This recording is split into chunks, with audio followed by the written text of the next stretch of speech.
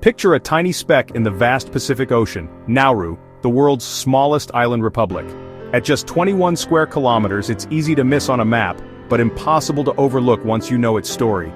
Isolated by thousands of kilometers of open water, Nauru is a place where the horizon seems endless, and the ocean is both a barrier and a lifeline. Just south of the equator, you could walk its entire circumference in a single day, feeling the warm Pacific breeze and hearing the waves crash against the coral shore.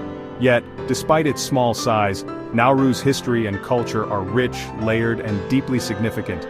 Its story is far larger than its landmass suggests.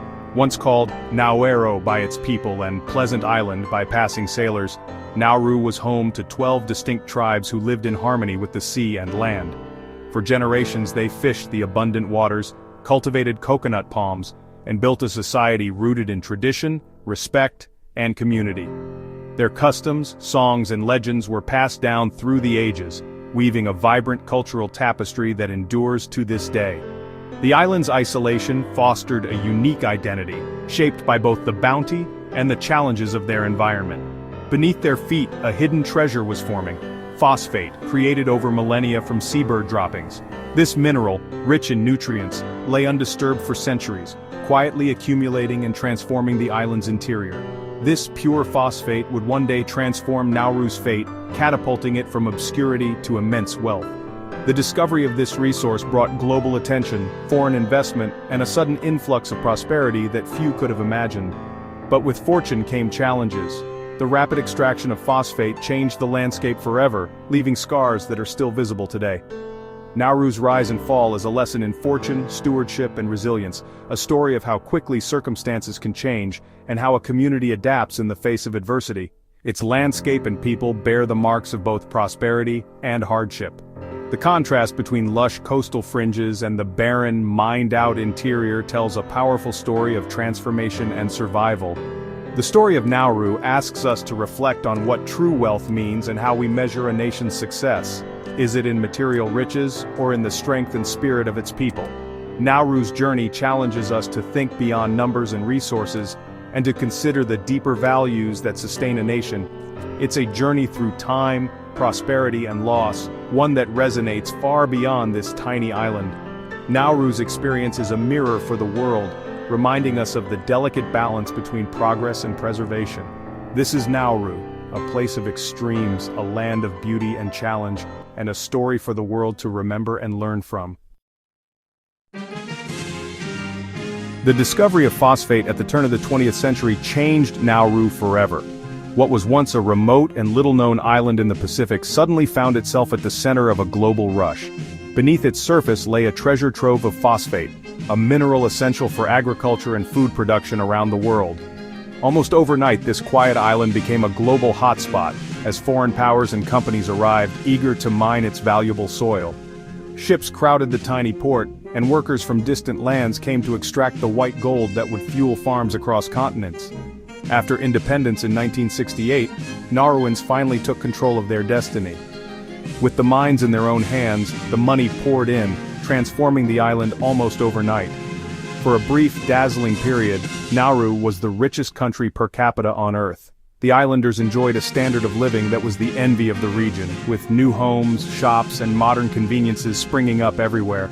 There were no taxes, and the government provided free healthcare and free education for all. For many Nauruans, life felt like a dream come true, a golden age of prosperity and opportunity. Imported cars lined the single coast road, and stories of extravagant spending became legend. Some families bought fleets of vehicles, and luxury goods became commonplace on the island. The government invested in jets, overseas properties, and even launched a national airline that connected Nauru to distant cities. The world watched in amazement as this tiny nation flexed its newfound wealth. Nauru seemed to be securing its future, turning mineral wealth into lasting assets. Ambitious infrastructure projects and investments promised a bright tomorrow. From the outside, it looked like a masterclass in nation building. International headlines marveled at Nauru's transformation and rapid rise.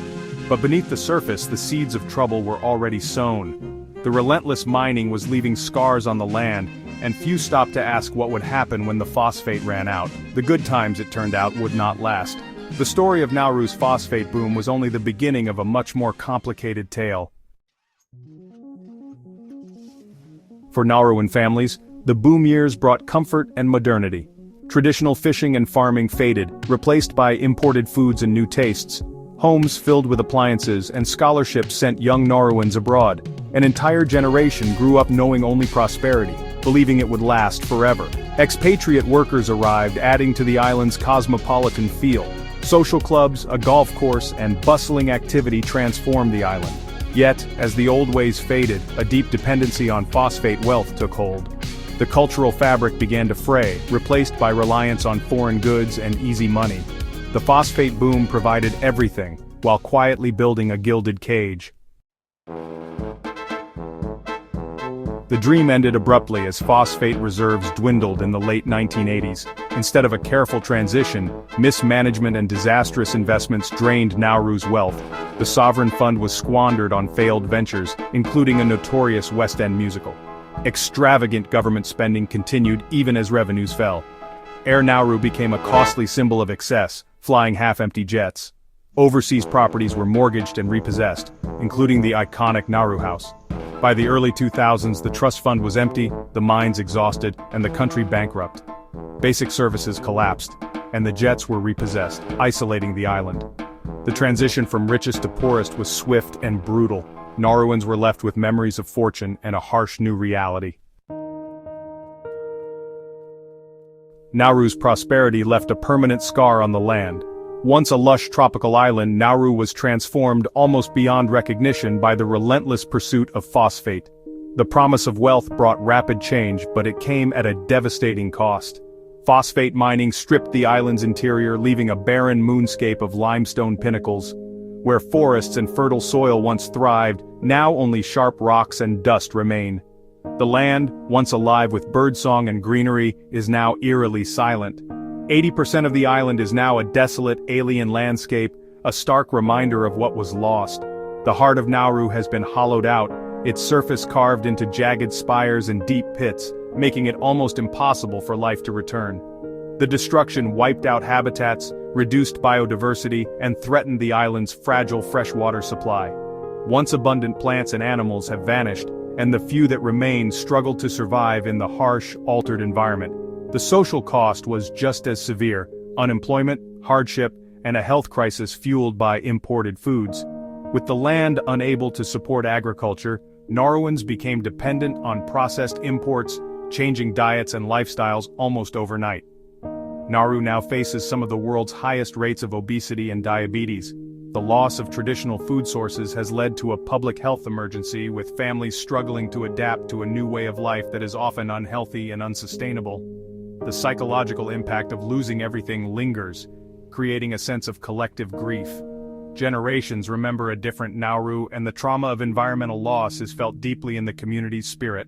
Along the coast, life continues, with children playing and families gathering by the sea, but a short drive inland reveals the haunting legacy of mining, a stark contrast that is impossible to ignore. The contrast is shocking: paradise on the edge, desolation at the core. The island's beauty and its wounds exist side by side, a daily reminder of choices made and consequences endured. Nauru's scarred landscape stands as a powerful monument to the price of fleeting wealth. The land tells a story of abundance turned to emptiness, of dreams that faded as quickly as they arrived. It is a silent testament to the island's brief, dazzling moment in the sun, a reminder that prosperity, if not cared for, can vanish, leaving only memories and a changed world behind. After the collapse, Nauruans faced daily struggles: power outages, water shortages, and empty shelves. They returned to fishing and gardening, rediscovering the resilience of their ancestors.